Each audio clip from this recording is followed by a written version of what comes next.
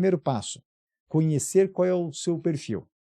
Porque eu acredito, sim, todo mundo pode ser um líder, desde que se autoconheça. Se alguém me pergunta o seguinte, alguma entrevista, então, Bosco, todo mundo pode ser um líder? Aí eu boto a pergunta de volta. Mas a pessoa se autoconhece? Não fez nenhum teste, não trabalhou nem esse entendimento. Eu falei, então não dá. Não dá para ela achar que ela vai ser um líder com relação a isso.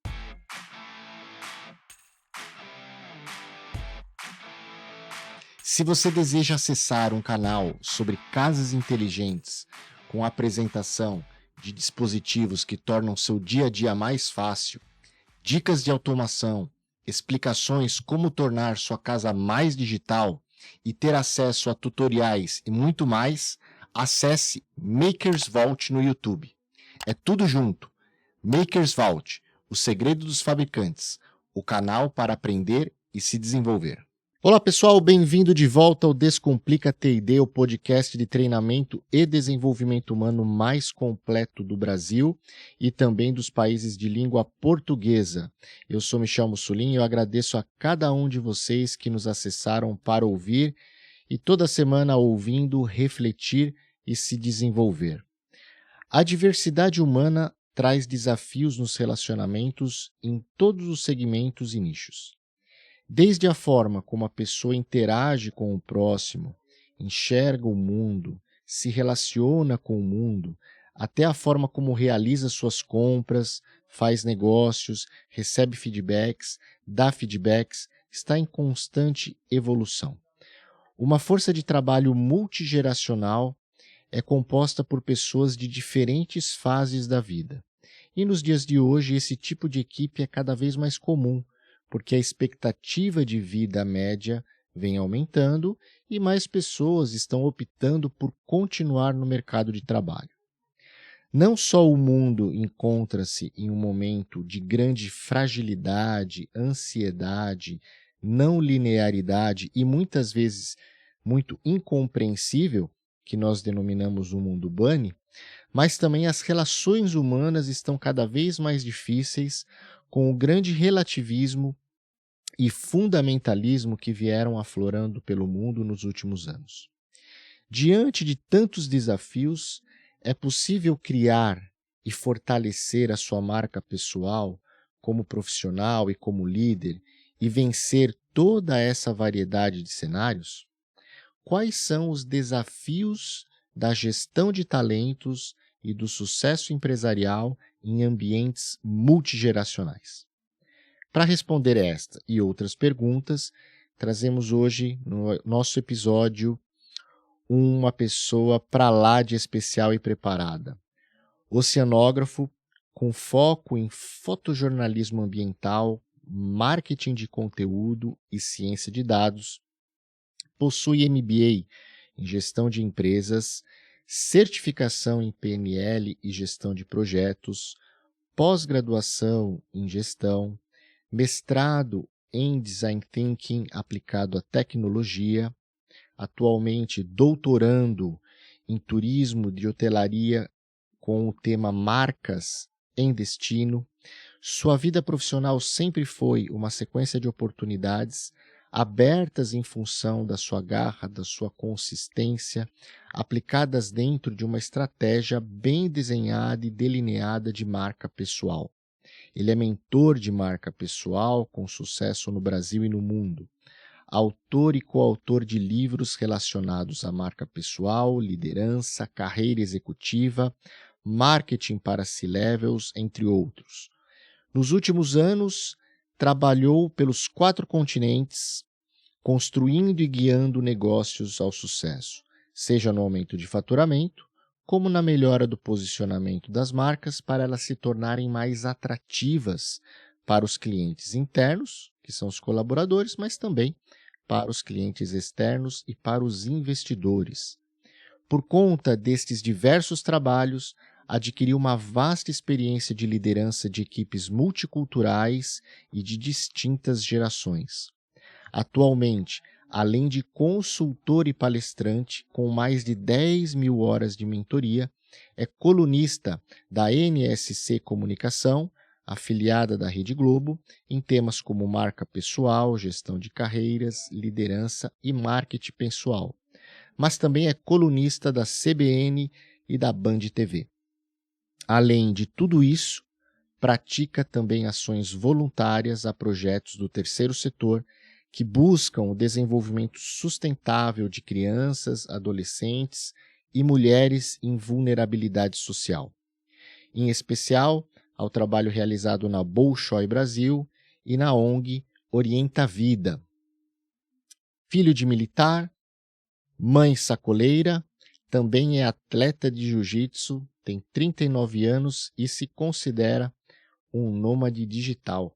Ricardo Dal Bosco, bem-vindo ao nosso podcast. Aí, é um prazer Michel, tê-lo conosco. Estamos juntos, um grande prazer aí estar aqui com você, com a Lê, Rodrigo e, claro, time Micropower levando conteúdo nas redes sociais e daí não tem limite.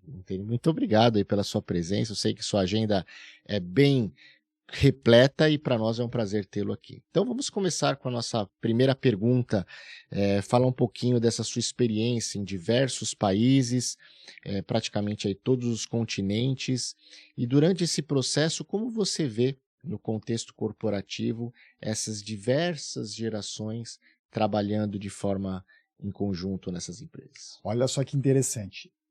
Em 2024, pela primeira vez na história da humanidade, teremos gestores que terão a oportunidade, não quer dizer que terão a capacidade, mas terão a oportunidade de gerenciarem 5 gerações ao mesmo tempo. Isso nunca aconteceu.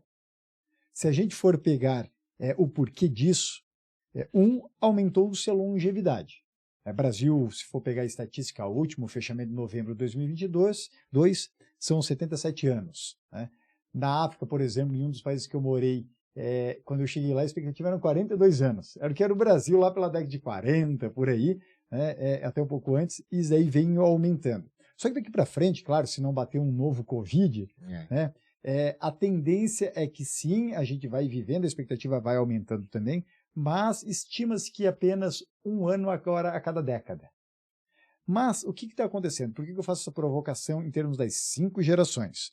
É porque em 2024, a geração alfa, que são os que nasceram de 2010 para frente, estarão completando 14 anos, ou seja, tem a possibilidade de entrar como menor aprendiz. Sim. Então, um líder de uma empresa, ele vai ter dentro do corpo Baby Boomer, geração X, geração Y, Z e Alfa. Nunca isso aconteceu. Então, se a gente era chefe há 20 anos, depois há 15 anos nos pregaram a imagem que a gente tinha que ser gestor, e hoje em dia gestor já não cabe mais. Sim. A palavra da moda é que você tem que ser um líder.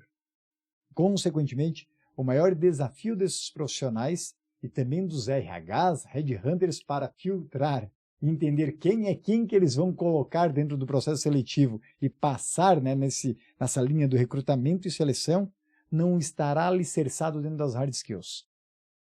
Porque a habilidade técnica vai se resolver em casa, vamos dizer assim, né, dentro da própria corporação, ou mesmo hoje a informação, Michel, ela está muito difundida, ela está muito paralela, ela tem acesso a todo mundo, seja você classe C ou classe A gente tem o mesmo acesso de informação hoje em dia. Né? Ou grande parte é igual, é um Pareto, 80% hoje todo mundo tem condição de ter o mesmo acesso. O que não acontecia na nossa realidade há 15, 20 anos. Não existiam as redes sociais, o Google vem ali naquela faixa ali de 2004, 2005, 2006, né? o crescimento, o início, na verdade, do Google da vida, que virou a nossa biblioteca digital. Sim. Antes, onde é que a gente buscava informação? Barça, Almanac Abril, revista Seleções, Saber Popular, seus amigos na rua, e aí só vinha merda. Sim, a gente só aprendia asneira. Né? E se você ainda se veio de uma família que tinha condições e investiu na sua educação, você teve a oportunidade de aprender com professores. Mas também era um conhecimento muito unifilar. Ou seja, você vinha de apenas uma linha de processamento, uma linha de conhecimento. E muitas vezes com pouco questionamento, né? Porque o que se falava era a verdade absoluta, né? Perfeita colocação. Era a época que, se a gente levantasse muito a mão na aula, era o chato. A gente era o chato ou era o burro. Né? Ou a gente era o burro. Se você levantasse muito a mão e você ia bem, era o CDF, tudo bem. Ninguém te enchia o saco, né? Porque, porra, o cara, ele pergunta, mas ele vai bem. Agora, se a gente levantasse muito a mão e aí depois pagava mico nas notas, porra, você era, né, sofreu bullying, vamos dizer assim, que na época nem existia essa palavra. E hoje em dia, se a gente for pegar gerações Z ou Alpha, os filhos, netos, sobrinhos, afilhados de muitos que estão nos escutando, nos vendo nesse momento, eles são muito mais questionadores. Sim. Não só questionadores, mas também eles têm uma característica muito grande, geração Z e Alpha, o compartilhamento. A todo momento eles doam conteúdo, compartilham, né? Compartilham várias coisas. E nós, mais antigões, ou seja, geração Baby Boomer X e Y, a gente não foi educado dessa maneira. Sim. A gente era ontem, inclusive eu palestrava, tive 2 palestras ontem, e ainda eu palestrava e dizia o seguinte, a gente vem da época, né, década de 80, 90, começo dos anos 2000, que existia a seguinte frase, quem tem informação é rei. E, consequentemente, a gente retinha essa informação. E isso também as próprias universidades, os próprios colégios, a própria docência era isso. A gente tinha que ir àquele ambiente para encontrar o nosso universo, a universidade, porque só lá existia informação. Já hoje não. Hoje a gente tem ela na palma da mão. Então ela ficou difundida entre várias classes. Então eu consigo chegar ao desenvolvimento de uma hard skill, de uma habilidade técnica, de uma maneira mais competitiva, independente da minha classe econômica, muitas vezes. Então o que vai começar a ser colocado em cima da mesa para lideranças, para gestores, para RHs, para empreendedores e empresários terem que começar a resolver e desenvolver dentro da companhia? A soft skill. Que é o poder de liderar diferentes gerações e diferentes culturas, principalmente após 2020, principalmente após a pandemia, quando começou a possibilidade de termos regimes totalmente remotos ou pelo menos híbridos. E isso tornou também a possibilidade, em função da globalização que se intensificou desde a década de 90, onde termos colaboradores de várias nacionalidades, várias regiões do país e morando em diferentes culturas. Sim. Consequentemente, você pode ter um engenheiro de software brasileiro que hoje mora em Malta, que também é um nômade digital. O outro, por exemplo, a minha sócia nesse momento, ela está na República Tcheca, né, fazendo uma formação lá e continua dando as suas mentorias. Realmente vai passar morando na República Tcheca, Suíça e Espanha agora nos próximos meses. Segunda-feira eu, por exemplo, embarco para o Japão. Então, ou seja, isso possibilita um maior dinamismo e uma maior busca de conhecimento. Então, a disputa entre o empresário e seus colaboradores, aquele gestor e o seu time, aquele potencial líder e seus liderados, não será mais a disputa que era da década de 70, 80, 90, mostra mais quem entende mais. Sim. Se torna mais percebível no mercado que é o melhor tecnicamente. Isso está por água abaixo. Sim. Porque certamente você vai ter no seu time pessoas que tecnicamente conhecem mais do que você. Porque enquanto você estará ocupado, né, em processos gerenciais burocráticos por ser um líder de equipe, sim, o outro lado está completamente numa linha focado na busca de conhecimento técnico. Então esse não é o diferencial. O diferencial tem que estar na segunda coluna. A segunda e a terceira. A terceira a gente pode falar logo mais, que é como o mercado também vai lhe perceber. Porque por vezes você é muito bom tecnicamente e tem até as skills e habilidades comportamentais para liderar. Mas nem a sua empresa e nem o seu mercado lhe percebe como tal. Por quê? Pelo fato que você tem uma marca pessoal fraca.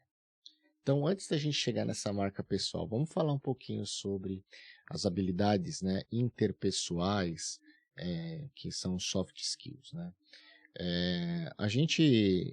Eu tenho uma máxima que é assim: para você falar sobre algo, é uma equação que soma o seu conhecimento sobre aquilo e a sua experiência sobre aquilo. Aí te dá uma bagagem para que você possa falar sobre algo, né? Para que você realmente cative, né? E saiba explicar para as pessoas. E os soft skills também, né? Seguindo essa tendência do conteúdo muito disponível, os microcredenciamentos, os microlearnings, etc, etc. As pessoas, né, e as empresas, elas acreditam que eu oferecendo trilhas de capacitação de soft skills, cursos, vídeos, eu resolvo o problema. E a gente sempre fala que não. Veja, uma coisa é você resolver um problema técnico. Então, eu tenho uma dificuldade aqui em SQL para fazer um Power BI. Ok, eu vou lá, eu faço um curso técnico, uma trilha, enfim, um microlearning, entendo a lógica por trás daquilo, aplico e resolvo. A outra coisa é o ser humano, porque quando a gente fala de habilidades, né, interpessoais, existe uma vasta, né, possibilidade de atuação, e você tem que ter uma coisa que é a experiência, porque cada pessoa tem uma forma de se falar, de compreender a vida. Você tem que ter a leitura corporal da pessoa, para que você vá dosando os seus exemplos.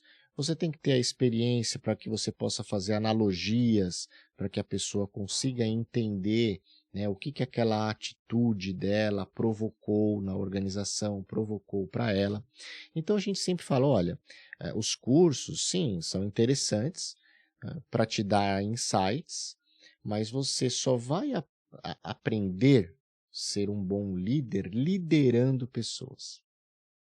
E aí a gente fala também sobre, bom, olha, então, mas eu nunca fui líder, como é que eu começo? Eu falo assim, olha, seja transparente. Seja você mesmo.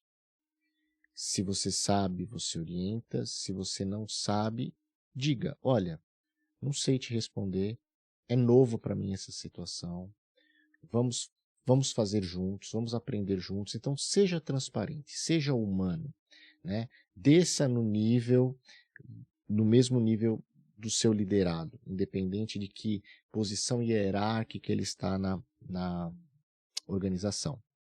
E você, Dal Bosco, o que você acredita, né? Como que a gente começa a trabalhar esses soft skills e qual é a dica que você dá aí para os nossos ouvintes, que a grande maioria é de recursos humanos e áreas de T&D, mas também tem profissionais de todos os segmentos já que nos ouvem. Qual que é a sua dica para nós?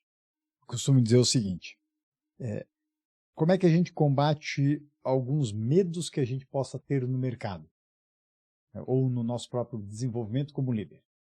Combatemos medos com confiança, com segurança.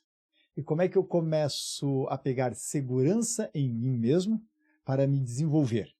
Primeiro passo, o autoconhecimento. E o segundo, a partir que eu saio do inconsciente coletivo e venho para o meu nível de consciência, eu consigo aplicar meu tempo, minha energia, até meu dinheiro de uma maneira mais sábia, para daí sim ir para a prática no mercado. Eu acredito que que parece até um binário, na verdade, ele não pode ser dessa maneira. Ele tem que ser desenvolvido em simultâneo. Só que, infelizmente, a gente vê isso muito separado no mercado, ou estimulado pelas empresas, ou por falta de conhecimento daquele próprio CPF, daquele próprio profissional, em termos de estabelecer, né, uma linha de desenvolvimento. Ou seja, muitas pessoas querem apenas se testar no mercado de trabalho, né, no processo laboral, mas não buscam um desenvolvimento em busca do autoconhecimento para entenderem o seu perfil e quais suas fraquezas e suas potencialidades como líder. Já para outros perfis ficam por meses se estudando como é que são. E, por outro lado, esquecem a parte prática, como você bem disse, Michel, né? Porque experiência a gente ganha com o tempo. Sim. Não tem como comprar experiência, a não ser você estar no terreno. Agora, o que eu vejo é muitas pessoas elas tentando liderar e muitas vezes dando não apenas uma, duas, três, que isso é comum, principalmente no seu processo inicial de liderança, mas por vezes estão errando de forma frequente, só que não buscam aí o processo do seu desenvolvimento e se entender em termos de líder. Pô, será que o meu perfil é mais analítico, mais controlador? Será que eu trabalho melhor com pessoas mais sinestésicas, auditivas? Como é que funciona essa dinâmica? E aqui, quando a gente tem os nossos ouvintes aqui, ou espectadores na área de T&D, a gente vai ver que muita gente tem várias técnicas que usa dentro disso. Sim. Né? E aí tem gente que vai usar técnicas aí desde testes psicotécnicos até outros um pouco mais diferentes, que vão mais para uma linha de valores e propósitos de vida para tentar identificar aquele seu liderado ou mesmo se conhecer. A grande questão é, independente do caminho que você siga, acredito que em vários testes você vai encontrar algumas das respostas que você se sente mais confortável. Mas primeiro passo, conhecer qual é o seu perfil. Porque eu acredito, sim, todo mundo pode ser um líder, desde que se autoconheça. Uhum. Se alguém me pergunta o seguinte, em alguma entrevista, Augusto, todo mundo pode ser um líder? Aí eu boto a pergunta de volta. Mas a pessoa se autoconhece? Não fez nenhum teste, não trabalhou nem esse entendimento. Eu falei, então não dá. Não dá para ela achar que ela vai ser um líder com relação a isso. Então eu sempre trabalho nesses dois eixos, Michel. Botar aquele colaborador, aquela pessoa que você quer desenvolver, para ele se desenvolver em termos de autoconhecimento, mas também aplicar isso no terreno. Agora, se ele tem a oportunidade de liderar a equipe, ele estando muito novo, aí, entre 20 e 30 anos, eu falo, testar diferentes cenários, em diferentes CNPJs, muitas vezes, em diferentes perfis de empresa, também é muito saudável. Porque qual é o sonho de muita gente? Nossa, eu quero que o meu primeiro estágio, meu primeiro emprego seja numa multinacional, uma empresa de renome, onde os processos já estão mais estabelecidos. Só que depois de anos de carreira, a quantidade de pessoas que eu vejo saindo de uma grande companhia e tendo que vir para uma PME, para um cenário de entropia completamente diferente, sim, e aí a gente vê que realmente aquele profissional tem dificuldade de liderar. Porque ele era um líder dentro de uma bolha. Ele era o chamado líder show de Truman. Ou seja, ele estava naquela cápsula, né? Eu não sabia nem que tinha uma porta lá ao final, como eu costumo dizer, que existia um mundo além dali. Sim. E eu digo que se você aí é um potencial líder que está nos escutando, né, ou desenvolve líderes, a hora de possibilitar com que você erre, né, ou que a equipe erre, realmente está ali nos 20, 30 anos. Se teste, né, vá para o mercado, arrisque empresas diferentes se você tiver, a não ser que você, claro, está no kit de sobrevivência e tem que alimentar sua família, etc. E aí são outras histórias. Mas a gente está falando aqui, na realidade, de muitos profissionais que estão na classe, por exemplo, B, classe A, e que têm condições de arriscar e testar diferentes sabores no mercado. Isso principalmente nos seus primeiros 5, 10 anos de carreira, eu acho espetacular para lhe dar uma canja, né? Uma casca grossa, melhor dizendo, no sentido de agora eu sei com o que eu quero trabalhar daqui para frente, com a equipe que eu quero montar e quem também eu não quero ver de jeito nenhum pela frente. Isso é importante. O autoconhecimento é bem profundo no âmbito da influência em que te transforma como profissional, né? Eu estive recentemente conversando com um rapaz de 25 anos, né? De um trabalho voluntário que eu também faço. E a gente conversou um pouquinho antes, né, do episódio. A gente tem bastante pontos de sinergia aqui, a prática de artes marciais, o próprio jiu-jitsu que eu também faço, e os trabalhos sociais. E nesse trabalho que eu faço de forma voluntária, além de gerir ali aquela instituição para os seus fins financeiros, eu faço um trabalho, né, de orientação profissional para aqueles colaboradores que estão ali. E eu estava conversando com um rapaz de 25 anos, primeiro emprego ali, e ele tinha, ou ainda tem, né, uma dificuldade muito grande em dar feedback. No seguinte sentido, não ele dar feedback para alguém, mas ele reportar o trabalho dele. Então, a gente estabeleceu algumas atividades que a gente precisava colocar ali em ordem, e eu fazia os meus checkpoints, né? E cobrava os status. E eu percebia que ele se sentia muito incomodado. E aí, numa das nossas conversas, ele falou, olha, eu não sei se esse trabalho é para mim, porque eu não me sinto confortável dando feedback. Aí eu falei assim, bom, se você não está confortável em dar feedback do progresso do seu trabalho, então você tem que ser autônomo e não pode ser casado. Tem que viver sozinho. Porque você sempre vai ter alguém que você tem que reportar. E quanto maior a empresa, maior o nível de microgerenciamento. Porque às vezes você tem 4 líderes. Eu lembro quando Eu trabalhava na General Motors, era gerente de engenharia lá. Eu tinha a minha líder local, eu tinha a líder funcional, global, daquele segmento em que eu era o gerente, e ainda tinha os responsáveis globais por cada componente. Então, fora tudo isso, eu tinha o quarto, que era o gerente de projeto do veículo. Então, para a gente mudar alguma peça, a gente tinha que ter 4 aprovações. Nenhum deles, se a peça desse problema, ia perder o CREA. Eu ia.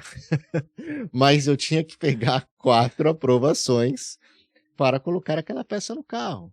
Né? Então, eu falei para ele assim, se você não gosta de dar reporte do seu trabalho, então seja um empresário, um autônomo, mas e também não tenha nenhum relacionamento conjugal, porque você vai ter que também dar retorno em casa, né? E mesmo sendo empresário, ele vai ter que prestar esclarecimentos para o outro sócio dele, que se chama governo, né? No Brasil, todo mundo tem um sócio, muitos querem dizer que não, mas tem. Que é o governo, e vai ter que prestar justificativas, né? Para colaborador, para cliente, de certa maneira, senão você hoje não consegue estabelecer de modo nenhum aquela relação ganha-ganha. Exatamente. A época feudal ou a época de revolução industrial que simplesmente, tipo, o emprego é esse e cumpra determinada tarefa e aí tem muita gente para fazer aquele serviço só que para poucas oportunidades, já acabou faz tempo. Já acabou. E aí tem um ponto interessante que eu andei refletindo outro dia, né? Quando a gente fala dessas multi, né, gerações trabalhando em conjunto, a gente vê que vai haver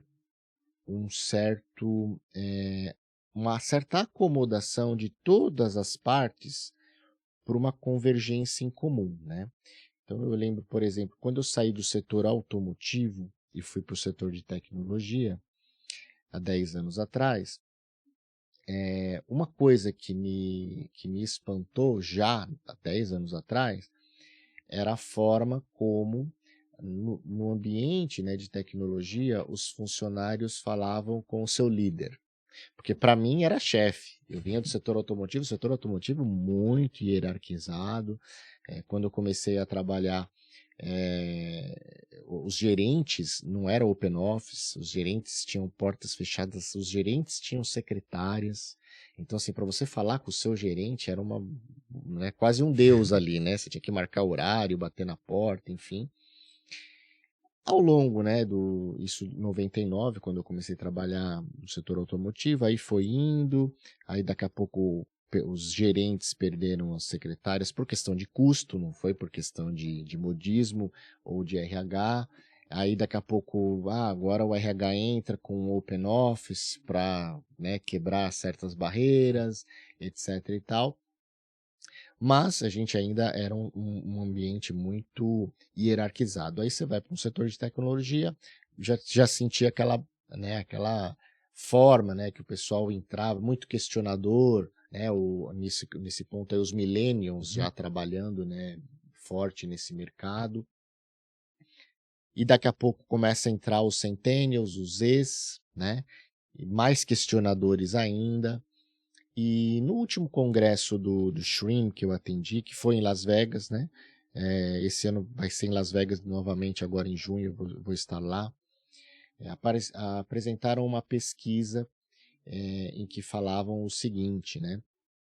Como os gestores veem os millennials e os centennials e como os millennials e os centennials veem os seus gestores.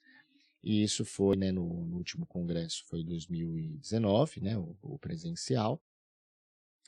E ali a gente tinha, né, porque a grande maioria, 80%, 90% dos gestores eram geração X, né? Então existia essa briga, vamos dizer assim. Muito bem. Passou-se a pandemia, eu acho que a própria pandemia vem do lado positivo, né? A pandemia não tem nada de positivo, eu acho, mas assim, tem sempre algo que a gente evolui, né, em situações de risco. A gente quebrou aquele paradigma que falavam assim, quando você entra no escritório, os seus problemas pessoais ficam da porta para fora. E de repente tava o trabalho dentro da nossa casa, né? A gente não tinha como a gente deixar aquela história de abre uma gavetinha e põe fecha seus outra, problemas lá, esquece. fecha. Não, porque o trabalho estava dentro da sua casa. É um humano, né? É um corpo. É um corpo, né? E isso acabou, então, você vê, eu acho que a pandemia nesse aspecto, nesses 2 anos e meio, ela reduziu esse tempo dessa convergência, dessa acomodação das gerações. Mas ainda há muitos desafios, né? Muitos desafios. Principalmente, dos que eu vejo, e eu queria ver a sua opinião sobre esses desafios, é que as áreas de recursos humanos não são ainda áreas multidisciplinares. Para mim, a área de recursos humanos ela deveria ser composta por psicólogos, administradores, cientistas de dados, né, especialistas em processos, porque se um corpo multidisciplinar para falar com o ser humano. Normalmente ou é um advogado, que é, né, nada contra os advogados, mas normalmente colocam-se advogados por questões trabalhistas, então cada empresa tem o seu viés. E aí eu acho que um dos desafios para a gestão de talentos multigeracional é isso, é a qualificação das áreas de recursos humanos e RH, que, no meu modo de ver, deveria ser multidisciplinar, né?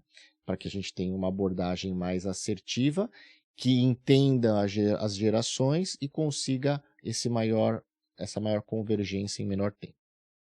O que o Dal Bosco acha e vê aí pelo mundo das empresas, dos seus mentorados, enfim, que você pode compartilhar conosco? Michel, esse mercado, em termos de aculturamento, ele só vai mudar se a gente não formar apenas o RH, para ter essa visão um pouco mais multidisciplinar, mas sim a gente formar o dono do negócio. Porque quando a gente fala em RH multicultural, a gente está falando em alterar a cultura da empresa. Porque a partir do momento que eu impacto esse departamento, eu tenho uma consequência em todo o restante. E quando a gente fala em cultura corporativa, ela não é bottom-up, ela é top-down. E top-down, se a alta direção não comprar a briga e não suportar a pressão, o negócio não vai acontecer. Então, formar apenas o RH, a gente vai muitas vezes ser aquele cachorro correndo atrás do próprio rabo. E o porquê isso?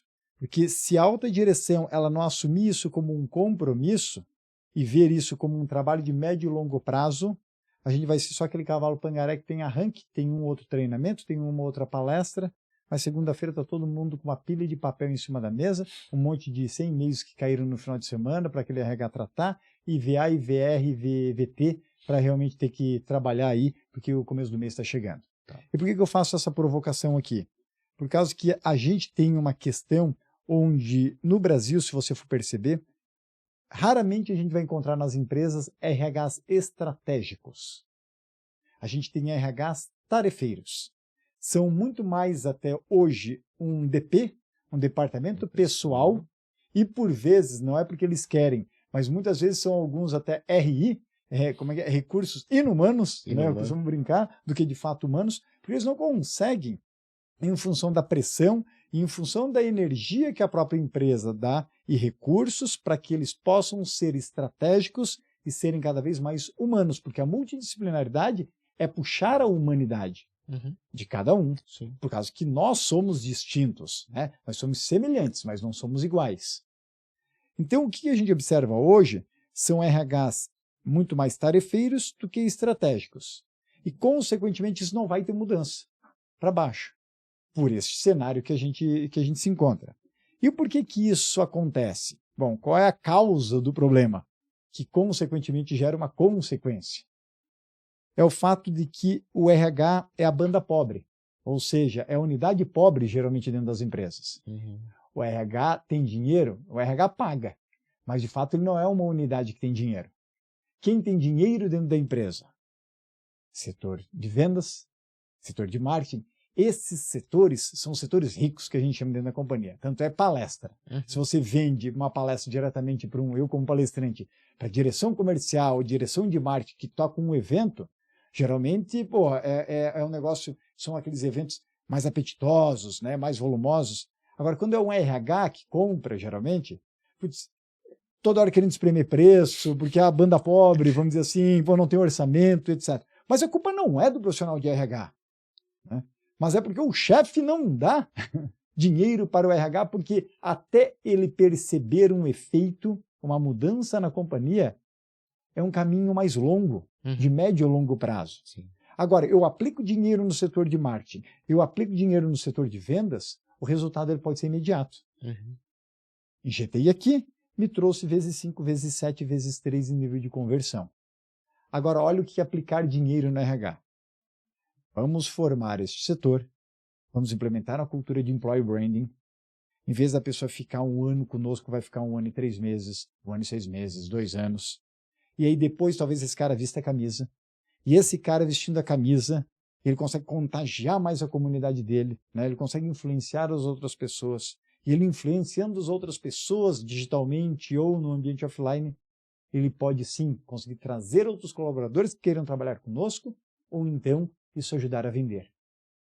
Está vendo que o caminho tem 5, 6 passos, né, para um lado? Volto a dizer, a culpa não é do profissional de RH.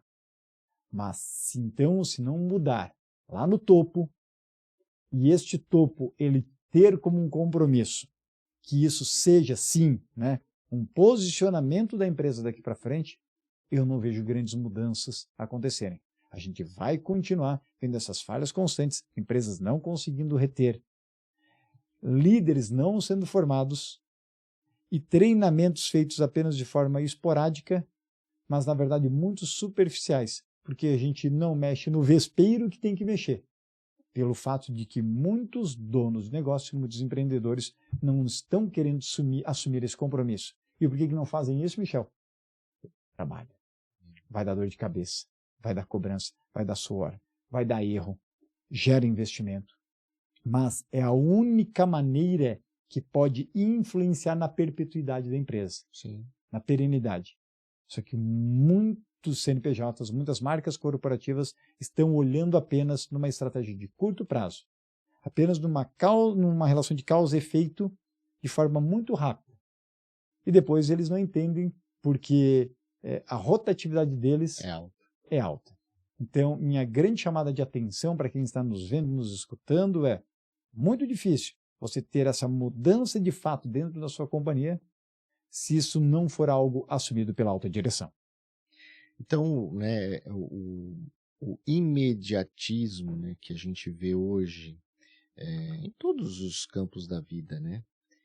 Desde da busca de uma informação que hoje a gente tem de forma rápida pelo celular, no deslize de uma mão, né, de um dedo, na verdade, até pelas características dessas gerações mais novas que vêm com esse imediatismo um pouco mais aflorado, né? E pelo dinamismo do mercado, onde a competitividade é enorme, você tem que dar os seus resultados financeiros para sobreviver, fazem com que a gente acabe, vamos falar assim, não dando o foco adequado ao desenvolvimento das pessoas, né? E aí, essa provocação foi muito pertinente, por quê? Porque quando a gente tem um posicionamento como esse, os CEOs, eles são muito binários, né? Eles veem, não, ou eu dou lucro, ou eu invisto aqui. Não, eu acho que há a possibilidade de ter um ponto, né, médio de esforço. Você não vai conseguir só investir numa mudança cultural, no desenvolvimento de pessoas, para reduzir o seu turnover, que é um dos desafios grandes da área de recursos humanos e pesquisa do ano passado, na ATD nos Estados Unidos, eles apresentaram isso. Se falava antes da pandemia que se desejava reduzir o turnover dos autopotenciais. E hoje, pós-pandemia, é reduzir o turnover, tanto dos altos potenciais quanto dos baixos potenciais, os high e low performers. Por quê? Porque existe uma oferta, né, de trabalho enorme e a localização geográfica deixou de ser um obstáculo, né? Então, essa redução de turnover, ela é um dos grandes focos da área de RH. Agora, o que os CEOs eles precisariam entender é que alta rotatividade gera um dispêndio, né? Porque você tem o tempo que o cara passa pelo processo de integração, começa a entender aonde ele se localiza, começa a entender os processos, começa a entender os produtos e serviços. Então, ele vai ter ali de 3 a 6 meses de ambientação para começar a produzir. E nessa pesquisa do ano passado da TD, eles mostraram que, em média, das mais de 300 empresas que eles entrevistaram, dos diferentes nichos, o tempo médio de uma pessoa numa companhia era 18 meses. E o ciclo era assim, ele passava de 0 a 6 meses, lógico, cada um tem a sua variação, mas de 0 a 6 meses, ainda, né, aprendendo para começar a chegar, vamos dizer assim, no limite do aceitável de produção. Aí ele começa a entregar, eventualmente tem um pico e tal. Isso aqui é 12 meses. E nos últimos 6 meses, mais ou menos, ou 3 meses, enfim, 2 meses que ele decide ir embora, a produtividade dele cai porque ele já começa, o foco dele é procurar outro emprego. Começa a jogar o chapéu para o outro lado do muro. Começa a jogar o chapéu. Então, assim, no máximo, você aproveita o seu profissional 12 meses, no máximo.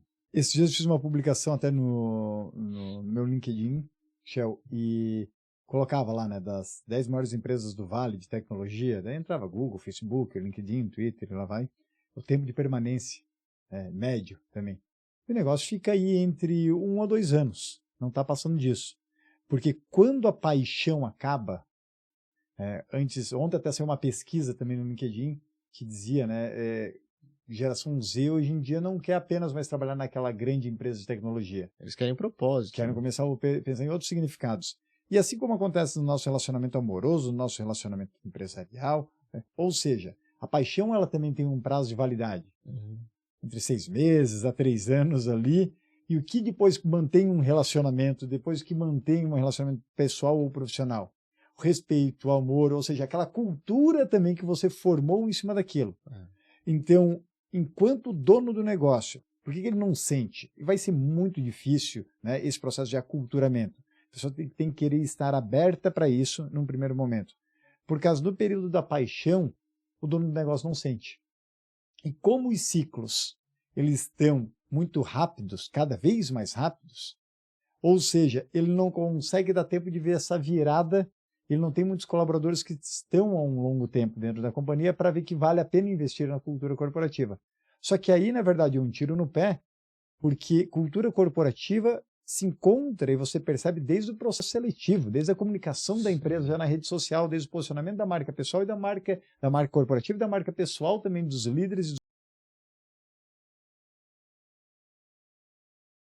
esse tipo de cultura, porque as pessoas vão embora antes, né? Ainda até no período da paixão, ele não consegue fazer com que o modus operandi de quem começa a entrar e depois continuar numa linha seja o que ele deseja, seja aquela cultura corporativa que ele tanto via como um Walt Disney de ser, né? Ou seja, um mundo dos sonhos que ele tinha idealizado, mas que ele não consegue cumprir.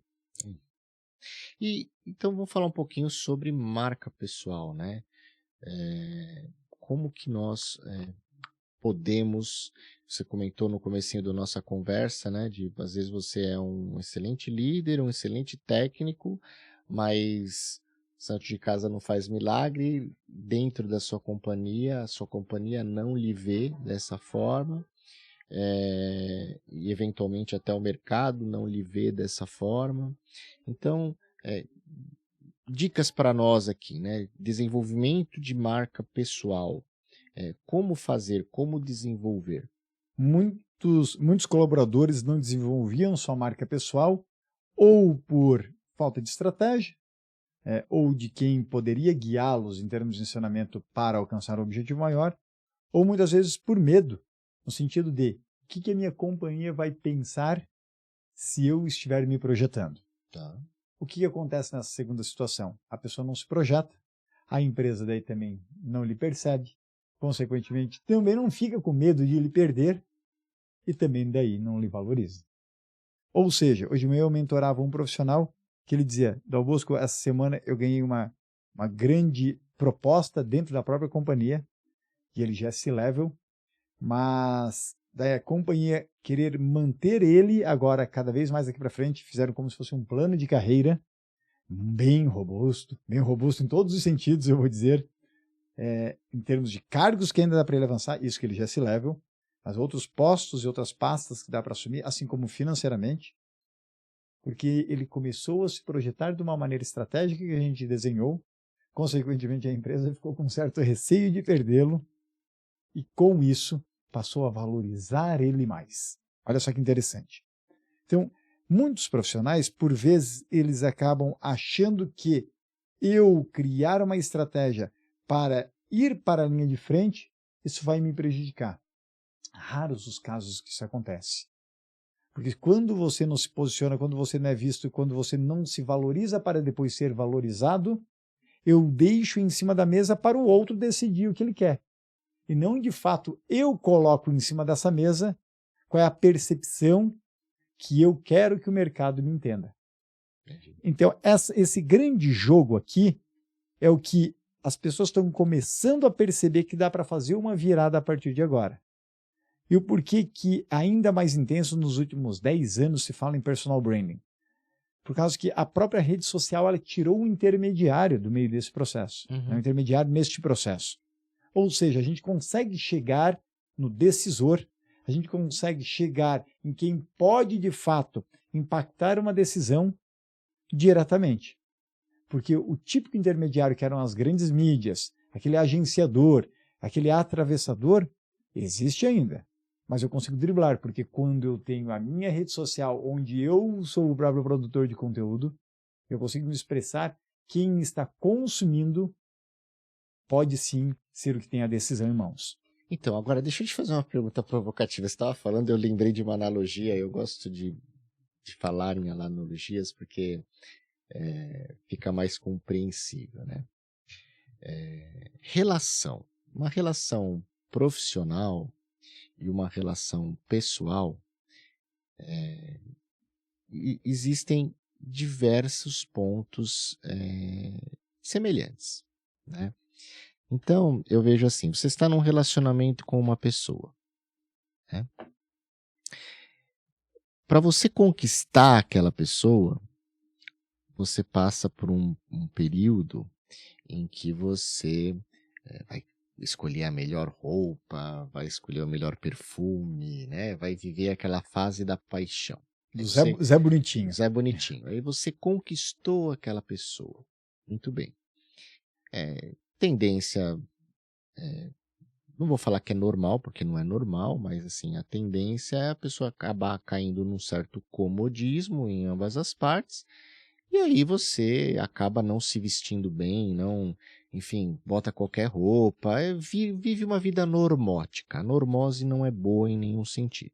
Você anda com aquela camiseta de futebol que a sua esposa odeia. É isso, que você, né, ela, enfim, de chinela havaiana, enfim, né? Muito bem. E aí o seu relacionamento esfria, né? E aquela paixão acaba, você começa a olhar pro vizinho, pra vizinha, né? Pra casa do lado, né? E aí você precisa chamar atenção. Então, de repente, você começa a voltar a se produzir. E aí o seu parceiro ou parceira vai falar, o que está acontecendo, né? Tá voltando a botar roupa bonita, você quer aparecer para quem? Na verdade, você quer aparecer para alguém, né? Fazer essa analogia com o personal brand, né? Uma provocaçãozinha aqui.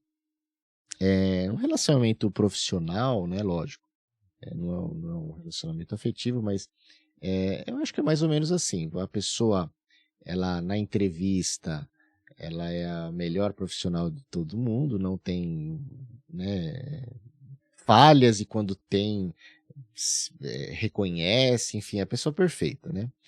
Legal, aí vocês se encantam, ele se encanta com a empresa, você se encanta com ela, se contrata e começa o dia a dia, né? Você só vai conhecer, né, a pessoa no dia a dia, né? E nas brigas, né? Quando você tem ali o ponto da DR, da discussão do relacionamento, que você vai conhecer a pessoa. Ambas as partes, você vai conhecer como a empresa te trata, né? Se no momento de dificuldade a empresa realmente te olhou só como um número, como um tag, ou se ela te tratou como ser humano e te deu apoio para você, né, sair de lá, daquele problema, ou ao contrário, né? Se a empresa às vezes tem um problema, a empresa sabe que, por exemplo, um exemplo simples, sabe que você merece, o Dal Bosco merece ser promovido, e merece ali um aumento salarial, mas no momento, no caixa da companhia, não dá. Mas olha, a empresa sabe que você merece, e assim que as coisas equacionarem, nós vamos te dar. Então, esse entendimento tem que ser mútuo, né? Assim como num relacionamento pessoal. Você não vai conseguir levar sua esposa jantar no fazano todo dia. Não dá. Justo. Né? Muito bem. E aí a gente começa a ver, vamos se colocar no lugar da empresa para fazer essa provocação. A gente começa a ver aquele profissional que está investindo no seu personal branding, porque na verdade ele não está feliz com aquele relacionamento. E ele quer se mostrar para ir para um outro relacionamento. Né? E aí a pessoa, né, no caso a empresa daquele relacionamento, se sente insegura, opa, vou perder, vou começar a tratar ele melhor. A pergunta vale a pena para a empresa chegar nesse nível, né, de ver, poxa, estou perdendo ali, perdi a mão, ele já está passando perfume para se mostrar para o outro, eu vou agora correr atrás, sabe? Vale a pena para a empresa fazer isso, ou ela, nesse momento, ela deveria sim ter uma conversa honesta com o profissional, falar, olha, estamos vendo que isso está acontecendo, então isso é um sinal de que você não está feliz aqui. O porquê você não está feliz aqui? Né? Não estou feliz por causa disso, ok. Há algo que nós possamos fazer para reverter juntos, né? Do que simplesmente, então, em fazer isso, é melhor fazer isso, ou não, simplesmente, não, olha aqui, ó, chamou o RH, olha, estamos aqui te apresentando um plano de carreira e tal, que no fundo você está tratando isso, você está tratando essa insegurança de perder o profissional, mas de uma forma velada, né? Porque você não está tocando ali na ferida, você não está fazendo a DR. Vale a pena para as empresas? Vamos lá, 2 cenários. E o pior dos cenários é quando a empresa só se toca de que tem que fazer uma reunião com você, ele propor algo melhor, depois que ela se sente ameaçada. E para muita gente, principalmente das gerações Y, Z e isso aí vai continuar na alfa, se sentem ainda mais entristecidas e por vezes até uma espécie de raiva quando elas veem que essa atitude só surge quando o CNPJ se sente ameaçado. Porque você fala, caramba, engraçado que só querem me valorizar agora, quando eu ameaço a sair. Mas esses 2 cenários que eu digo, por que eu chamo a atenção aqui?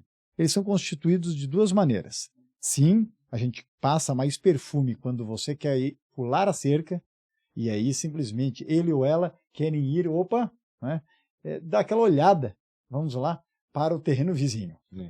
Mas, muitas vezes, Michel, não é isso que acontece, e esse é o segundo cenário. Por vezes, a gente quer ficar. Por vezes você quer ficar no relacionamento com aquela sua companheira. Por vezes ela quer ficar naquele relacionamento com o companheiro. E não tem a intenção nenhuma de procurar algo além da cerca. Mas você começa a se cuidar mais porque simplesmente você busca atenção e valorização. Você simplesmente diz, poxa, eu tentei de outras maneiras. Você nunca mais me deu um elogio. Você nunca mais me valorizou. Talvez agora, eu me cuidando mais, eu me sentindo até mais autoconfiante e talvez mais independente, você de certa maneira passe a olhar para mim de forma mais respeitosa. De forma que você realmente olhe, caramba, é essa pessoa que eu quero ao meu lado. Então tem muitos colaboradores que eles querem continuar naquele CNPJ, mas tem que utilizar também de estratégias de marketing pessoal, dentro de uma construção maior que se chama a marca pessoal, para daí sim causar esse ciúmezinho, vamos dizer assim, dentro da própria companhia. E aqui tem algumas maneiras que dá para agir com relação a isso. Tem simplesmente empresas que têm atitudes mais estilo Revolução Industrial do que, né, século atual, no sentido de não pode fazer isso que você está praticando nas redes sociais, corta a sua atuação por meio das mídias e a gente não quer que você se posicione. Quantos casos a gente vê isso? Aquele funcionário ele é praticamente um prisioneiro. E temos vários CNPJs no mercado que ainda agem com essa atitude, achando que o colaborador é posse daquela empresa. Muito característica de 200 anos atrás. Você pertencia àquela indústria e o cara continua tendo como sobrenome a empresa onde é que ele trabalha. Ou seja, você é daquela empresa, você não está naquela empresa. Então eu sou fulano da empresa X ou a Beltrana da empresa Y.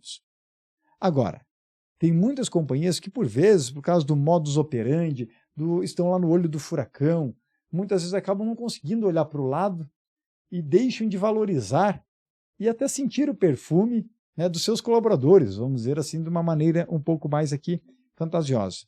Consequentemente, esses sustos, se forem de uma maneira que a empresa quer começar a aprender, podem ser super saudáveis para a companhia, no sentido de, opa, a gente precisa acordar. Porque, poxa, essa pessoa ela é fantástica e a gente vai perder por besteira. Uhum. E talvez isso faça com que a companhia reveja várias atitudes que ela vinha tomando nos últimos anos de falta de valorização com relação ao outro lado. Então, raramente, Michel, vai acontecer o cenário onde o colaborador ele constrói uma marca pessoal e ele é demitido por causa daquilo. O cenário geralmente é bem diferente. Ou a empresa passa a te valorizar com relação ao que está acontecendo, já que eles não tinham lhe dado os atributos antes, ou o mercado começa a lhe ver de uma maneira muito rápida e vários convites externos acabam chegando. Ah, mas o RH ele é capaz de ficar preocupado, o dono do negócio também vai ficar com a preocupação de que talvez você vá embora. E aí eu trago estatísticas, porque contra... né, números não há argumentos. Números não há argumentos. Tem muitos casos hoje em dia, publicações já que comprovam isso. Uma marca pessoal de um CPF, muitas vezes tem a chance de conversão de um lead 7 vezes maior do que se aquela oportunidade comercial entrasse pelos canais tradicionais da empresa. Ou seja, se entra um contato pelo canal Alê, um canal Michel, um canal Dal Bosco, um canal Rodrigo, tem maior chance de conversão, alguém nos mandando uma mensagem no LinkedIn, por exemplo, do que lá pelo formulário da Micropower, dizendo que está interessado numa solução. E o porquê isso? A gente entrou na era da desconfiança digital nos últimos 10 para 15 anos, porque tivemos volumes de conteúdos, o que antes a gente não tinha, nunca convivemos com tanto conteúdo. Hoje em dia, qualquer rede social tem mais informação do que um país tinha sobre o outro país na Guerra Fria. Sim. Então, a gente tem muito conteúdo hoje em mãos. Consequentemente, o mensageiro começa a importar mais do que a mensagem. Sim. Diferente de há 20 anos, que a mensagem é que era relevante. E quando o CPF ele se torna relevante perante o CNPJ e ele converte mais, qual é o problema daquele fulano ou fulana te trazer um resultado 7 vezes maior no mesmo espaço de tempo e ir embora? Se ele não tivesse uma marca forte, ele ia demorar uns 5 anos, por vezes, para ele trazer aquilo. Então, as empresas que mais vão conseguir estar na vanguarda, nessa virada, em termos de relacionamento com o colaborador, e entender que a marca pessoal ela pode ser muito benéfica para a companhia, inclusive ela fazendo programas de desenvolvimento, e é isso, eu, Dal Bosco, hoje em dia já passo empresas fazendo treinamentos e mentorias de desenvolvimento de marca pessoal, porque aquele empresário visionário ele quer desenvolver a marca pessoal daquele seu colaborador, porque pelo tempo que aquele profissional vai estar ali, mesmo que curto, pelo menos seja muito benéfico para a empresa. É um investimento. É um investimento. Empresas visionárias estão cada vez mais percebendo isso e vendo que não tem como continuar a prisão que você manteve por décadas lá, aquele colaborador dentro da sua companhia, que era tradicional no mercado internacional e nacional nem se fala. E para a gente finalizar esse tópico, uma dica só, vai, o start, quero desenvolver minha marca pessoal. O que eu faço? Lógico, além de contatar o Dal Bosco, mas assim, o primeiro passo, quando a pessoa senta com você, qual é a primeira dica que você dá, a primeira orientação? Ela tem que querer pagar o preço. Porque tu tem um preço. Tem um preço de energia, tem um preço de tempo, tem um preço de dedicação. E eu digo que o maior inimigo da marca pessoal, por vezes, não é apenas o bloqueio, a crença limitante, no sentido de, caramba, se eu aparecer vão me julgar, vão me ver. Isso daí também são dificuldades que você tem que combater dentro dessa trajetória. Assim como aquele colaborador, né, que ele tinha receio de dar feedback, né? Ou seja, muitas vezes o problema estava em alguma crença limitante que, se a gente for fazer um processo de regressão, está lá na infância, né, lá na família. Talvez ele já vinha com algumas dificuldades lá, e se aquilo lá não for combatendo, o cara não consegue arrumar o hoje. Então, o medo, sim, é algo que naturalmente tem que ser combatido ali, no sentido de trabalhar essas crenças, essas limitações daquele profissional. Mas o maior concorrente hoje de muitos profissionais em termos de marca pessoal não é o seu concorrente de mercado, é o sofá. É o comodismo. É o comodismo. Então, marca pessoal, ela não é feita para quem está hoje ultra satisfeito em sua carreira. Está tudo ótimo, está super feliz, está considerado realizado. Zerei a vida, não preciso daqui, eu não preciso gerar mais valor para mim nem para os outros. Minha família está tudo ok, sabe? Se você que está nos vendo ou nos escutando, se essa é a sua realidade, não invista em marca pessoal. Por isso que eu digo que marca pessoal não é para todo mundo. É para quem tem a atitude e quer pagar realmente o preço do sucesso. E grande parte não quer pagar. E, consequentemente, ficam sendo o chamado efeito de manada, acompanhando o efeito manada, ou então, até na brincadeira, mas o perfil médio de mercado. É mistura de merda com médio, né? Que, infelizmente, muita gente se sente, de certa maneira, até confortável ali.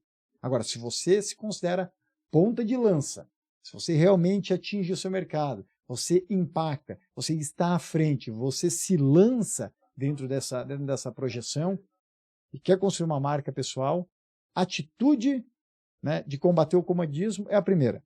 Segundo, busque uma estratégia dentro disso. E se você buscar, por exemplo, um mentor, pode facilitar, claro, para encurtar esse caminho para o sucesso e ainda diminuir seus riscos.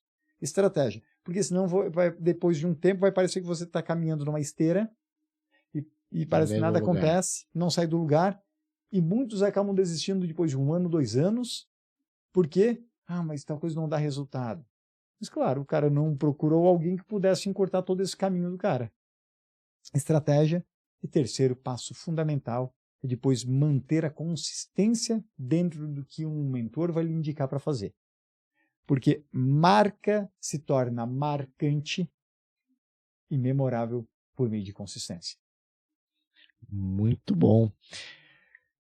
Meu amigo, estamos chegando no final. A conversa passou muito rápido, foi um prazer aqui tê-lo conosco. Com certeza esperamos ter outras oportunidades de conversa em conjunto. E normalmente a gente termina o nosso episódio com 3 perguntas para os nossos entrevistados, onde você vai responder com uma breve explicação ou uma frase, enfim, o que vier na sua cabeça. Então, primeira pergunta: o seu momento mais positivo, de maior, gratificação interna que você teve ao longo da sua jornada profissional? Foi quando eu descobri meu propósito de vida e consegui criar uma estratégia para que este propósito fosse realizado por meio de uma monetização. Porque não é vergonha você ganhar dinheiro. Só que se você ganhar dinheiro, isso alinhado com algo que você consegue criar valor para as pessoas, isso tem um poder de uma sustentabilidade muito grande na sua vida, para impactar o seu destino, da sua família em termos de qualidade de vida e também milhares de pessoas. E o seu momento de maior aprendizado? Se você olha para trás e fala, poxa, talvez tivesse feito diferente. Quando eu morei 3 anos na África, e ali a gente vê os extremos sociais.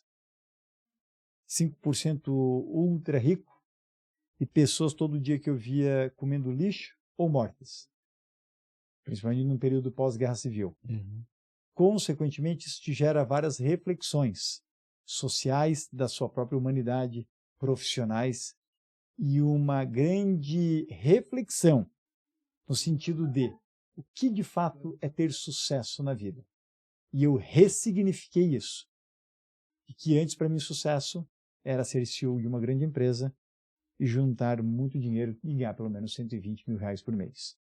E quando eu vi que, muitos dos top 10 CEOs do ano, top 20, não são de fato pessoas de sucesso, porque se eu for olhar apenas na esfera profissional, talvez sim, mas pegando no pilar também sucesso de saúde, sucesso mental, sucesso familiar, sucesso em termos até de saúde espiritual, não tem como aquela cadeira ficar em pé de grande parte desses 10, desses 20.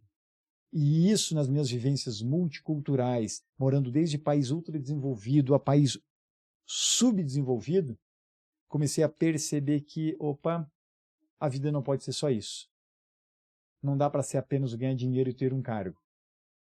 Porque isso aí simplesmente eu não tenho a chance de ter algo além da minha finitude. Sim.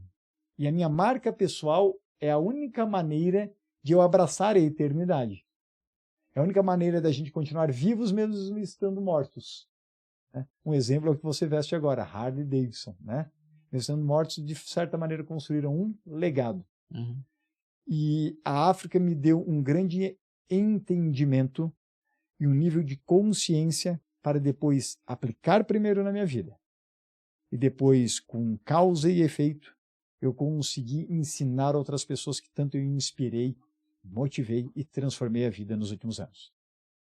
Acabou respondendo a última, mas vamos lá. Seu propósito de vida e profissional. Meu grande propósito é alavancar pessoas para que elas encontrem o sucesso delas, seja qual for. Porque o meu sucesso é uma definição. O delas, muitas vezes, que eu mentoro, é outra. Mas este processo, eu prezo que ele, pelo menos, seja embebido de algumas características quando eu acompanho essas pessoas no meu propósito de vida, ensinando elas onde elas podem alocar energia e tempo de uma maneira mais sábia. É que esse processo tem que prezar pela saúde delas, pela harmonia e ter criatividade, para de fato elas se enxergarem como marcas únicas e a sua própria autenticidade se transforme em estratégia que impacte também o mercado que elas estão inseridas. Muito bom. Obrigado mais Michel, uma vez. Obrigado, foi um meu caro. prazer tê-lo aqui. E para vocês que nos ouviram mais uma vez, mais uma semana, que vieram refletir, se desenvolver, se tornar pessoas mais humanas, mais espiritualizadas, mais profissionais, mais desenvolvidas, o nosso muito obrigado por ouvirem o podcast Descomplica T&D, o canal que colabora na sua evolução pessoal e profissional, mas também com o aumento dos níveis de maturidade organizacional em treinamento e desenvolvimento humano do nosso mercado. Deixe seu review, adoraria lê-los e respondo a cada um de vocês. Até o próximo episódio. Fiquem com Deus. Abraços digitais.